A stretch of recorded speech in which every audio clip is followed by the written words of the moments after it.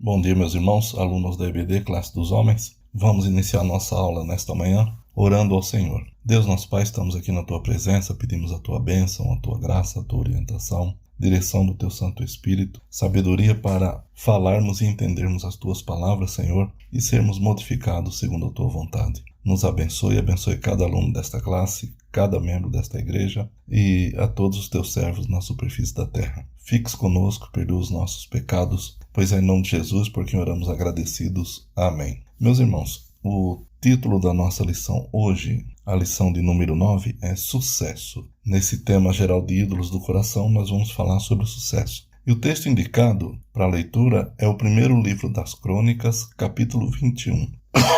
Todo o capítulo 21.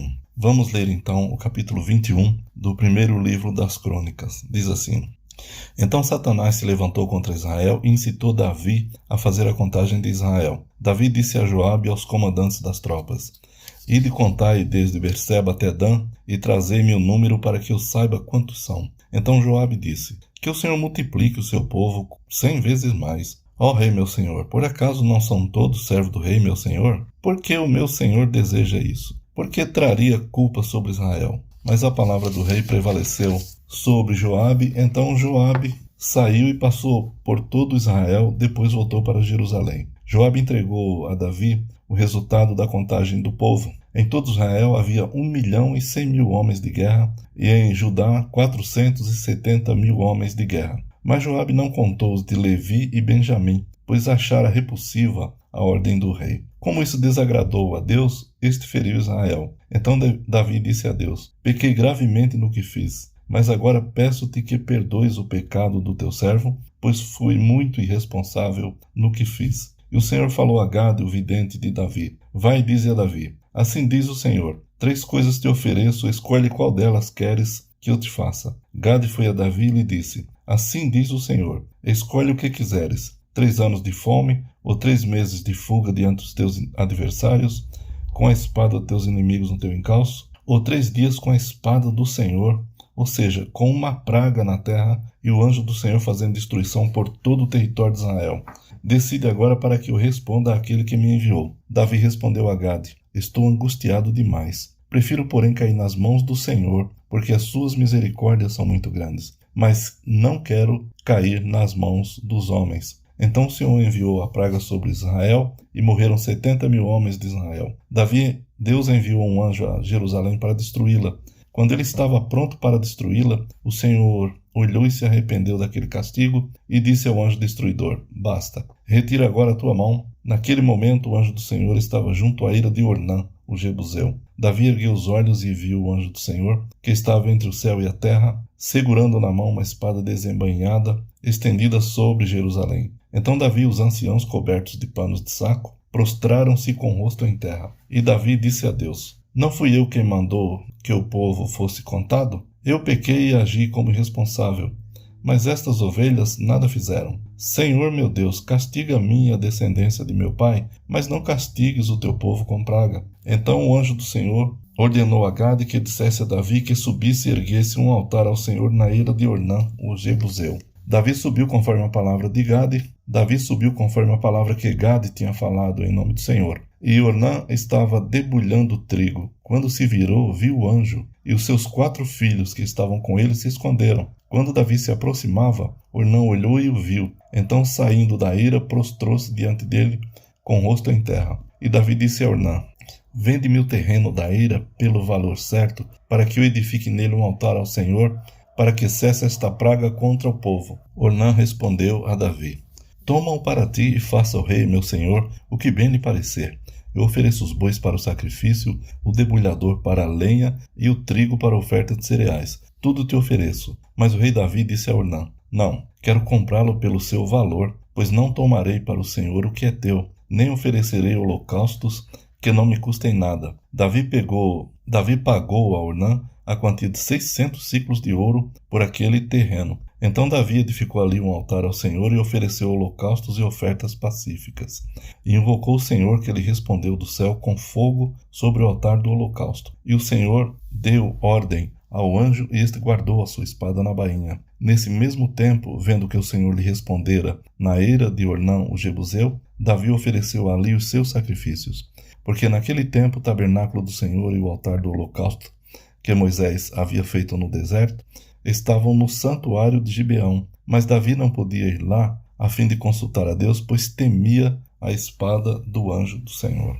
Muito bem, este é o texto. A introdução da nossa lição sobre o problema do sucesso diz assim: você pode subir muito alto para o seu próprio bem. É possível subir alto demais, ficar alto demais e alçar voo alto demais. Fique muito tempo em elevadas altitudes e dois de seus sentidos irão sofrer, a audição e a visão. Você perderá a audição. É difícil ouvir pessoas quando se está mais alto do que elas. Você pode subir muito para o seu próprio bem, mas às vezes ficarão distantes. As vozes ficarão distantes. As frases parecerão abafadas. Também quando se está lá em cima, a vista embaça. É difícil focalizar as pessoas quando se está muito acima delas. Elas parecem tão pequenas. Tornam-se pequenos vultos sem rosto. Você mal conseguirá distinguir uma das outras. Todas elas parecerão iguais. Você não as ouvirá nem as verá, pois estará acima delas. Foi exatamente isso que aconteceu com Davi. Ele estava lá em cima, no topo. Davi nunca esteve tão alto. A onda de seu sucesso chega ao auge quando ele tem cerca de 50 anos e se estende durante o restante de seu reinado. Israel está se expandindo e prosperando. Em 2 décadas no trono, Davi se distingue como guerreiro,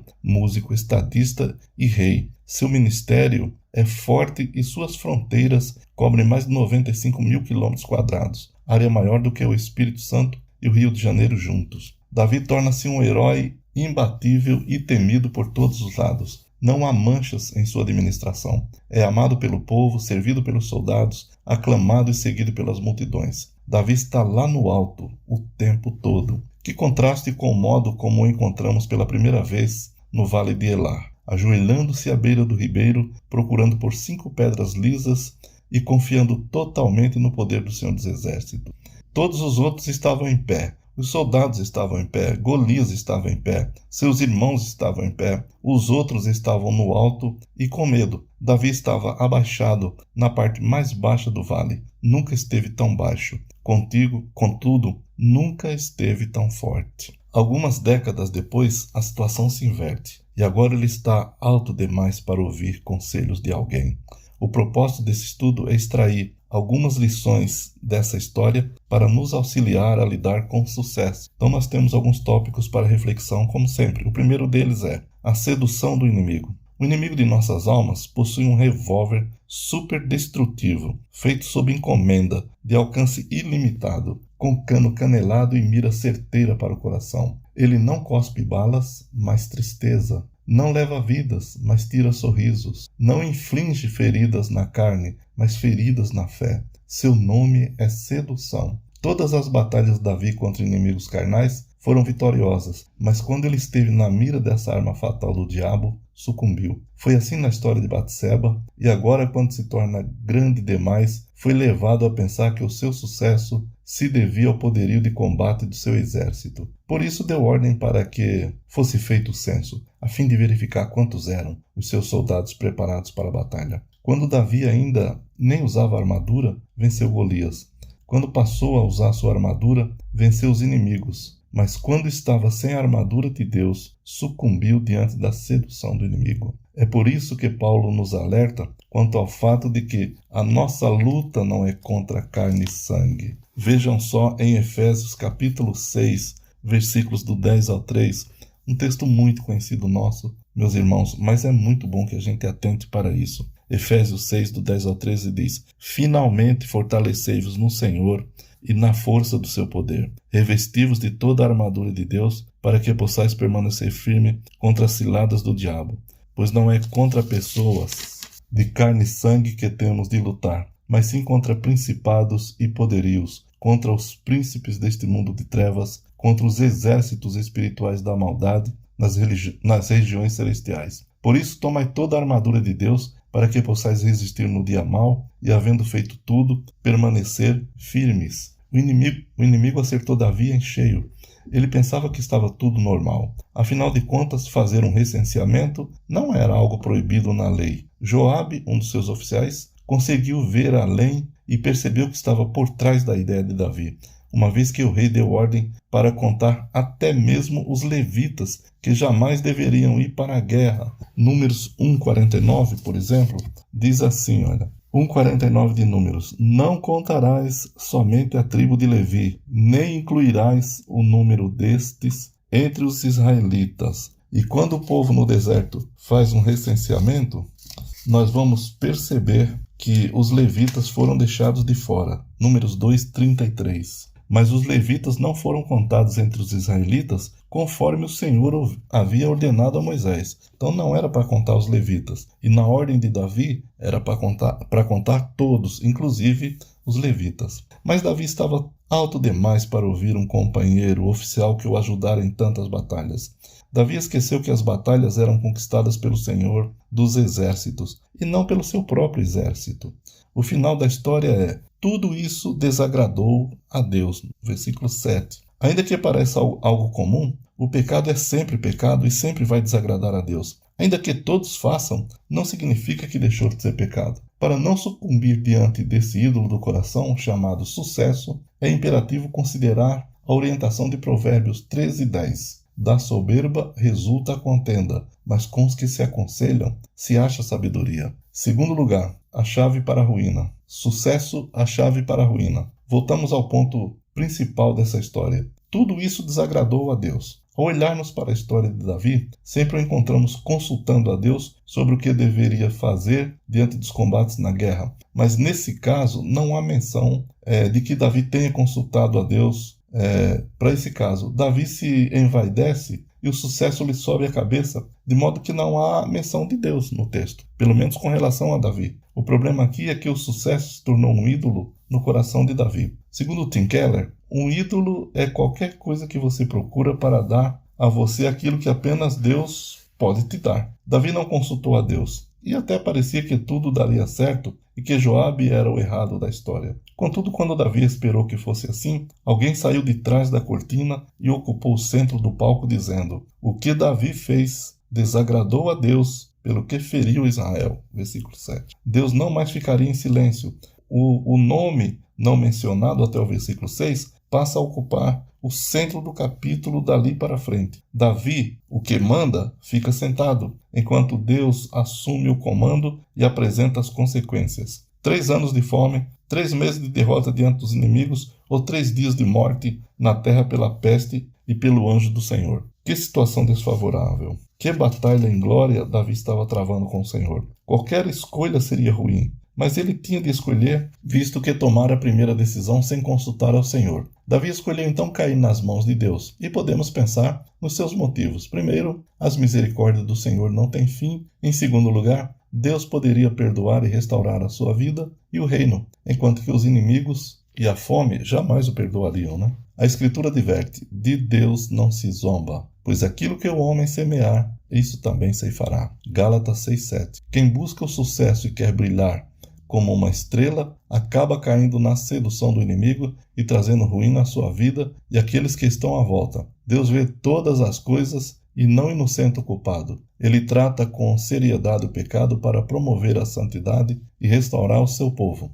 Terceiro lugar, cuidando do coração. O texto também narra o arrependimento de Davi no momento em que percebeu o erro que cometera quando caiu na cilada do inimigo. Deu Joabe ao rei o recenseamento do povo. Havia em Israel 800.000 homens de guerra que puxavam da espada, em Judá eram 500.000. Sentiu Davi bater-lhe o coração depois de haver recenseado o povo e disse ao Senhor: muito pequei no que fiz. Porém agora, ó Senhor, peço-te que perdoes a iniquidade do teu servo, porque procedi muito loucamente. Segundo Samuel 24, 9 e 10. Pode-se ter a impressão de que Davi estava dormindo o sono da morte. O autor registra que ele sentiu bater o coração, o que seria a mesma coisa que acordar para a vida. Davi jamais se deu por vencido. Pelo contrário, sempre se voltava para o Senhor, buscando socorro para o coração arrependido. Por isso é considerado homem segundo o coração de Deus. A postura de Davi, enquanto a praga e o anjo matavam as pessoas, nos ensina muito. Ele assumiu a culpa que era somente dele. Eu é que pequei, eu é que fiz muito mal. Porém essas ovelhas, que fizeram? Ah, Senhor meu Deus, seja pois a tua mão contra mim e contra a casa de meu pai, e não para castigo do teu povo. Versículo 17. Davi levantou um altar ao Senhor. O altar foi levantado no Monte Moriá, local onde Abraão foi provado e apresentou seu filho Isaque diante de Deus. Nesse mesmo lugar, Salomão construiria o templo posteriormente. Davi usou o local onde Deus instituíra aliança com Abraão, quando prometeu multiplicar sua descendência como as estrelas do céu. Abraão dera àquele local o nome O Senhor Proverá. Naquele local, Davi levantou o altar, sacrificou, confessou e orou ao Senhor. E Deus respondeu, provendo o livramento do povo de Israel. A oração foi ouvida, o sacrifício foi aceito, o perdão foi concedido. O texto encerra dizendo que Davi sacrificou mais uma vez, agora em gratidão pela resposta à sua oração. Não dá para fugir de Deus. É preciso colocar-se frente a frente com Ele para ser restaurado. É preciso confessar para recomeçar. Sucesso, dinheiro e sexo formam a tríade mais propagada pelos meios de comunicação como a fórmula para a busca da felicidade. Muitas pessoas depositam sua fé cegamente nesses ídolos. É preciso reconhecer, porém, que Deus é quem engrandece e a tudo dá força. A Ele pertence a glória.